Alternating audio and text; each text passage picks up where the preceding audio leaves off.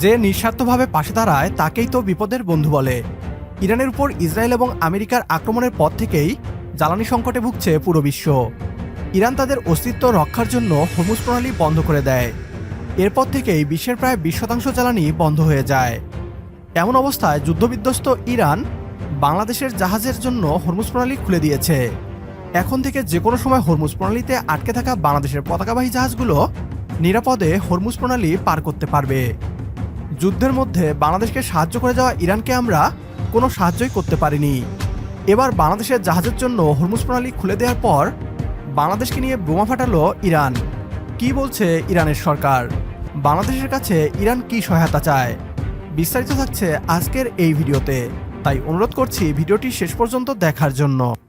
Hormuz প্রণালী বন্ধ করে দেওয়ার পর থেকেই ইরান দাবি করে আসছে এই রাস্তাটি তাদের মিত্রদের জন্য খোলা, অর্থাৎ যে দেশকে ইরান তাদের বন্ধু মনে করে সেই দেশের জন্য এই হরমুজ প্রণালী খোলা রয়েছে। এরপর বাংলাদেশে থাকা ইরানের রাষ্ট্রদূত ঘোষণা করেন খুব দ্রুতই বাংলাদেশের জন্য হরমুজ প্রণালী খুলে দেওয়া হবে। এমনকি ইরানের পররাষ্ট্রমন্ত্রীও বাংলাদেশকে বন্ধু দেশের তালিকায় রেখে হরমুজ প্রণালী খুলে দেওয়ার কথা বলেছিলেন। ইরান তাদের কথা রেখেছে, বাংলাদেশের জন্য খুলে দেওয়া হয়েছে হরমুজ প্রণালী।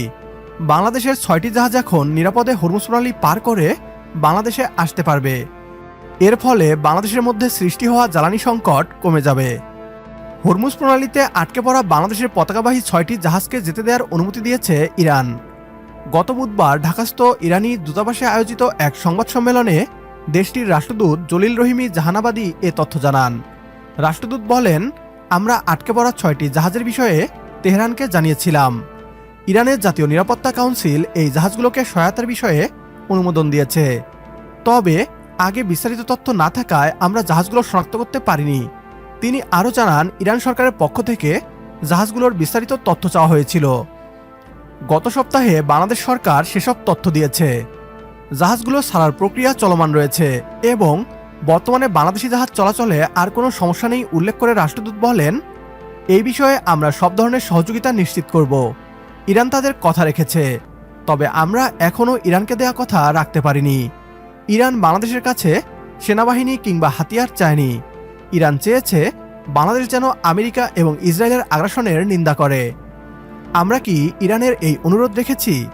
আমাদের নিন্দা আর ভারতের নিন্দার মধ্যে কোনো পার্থক্য নেই, অথচ আমরা দৃঢ়ভাবে ইরানের পাশে দাঁড়াতে পারতাম।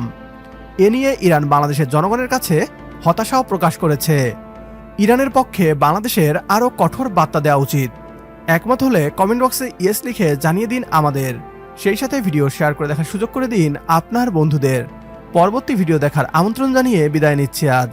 আল্লাহ হাফেজ।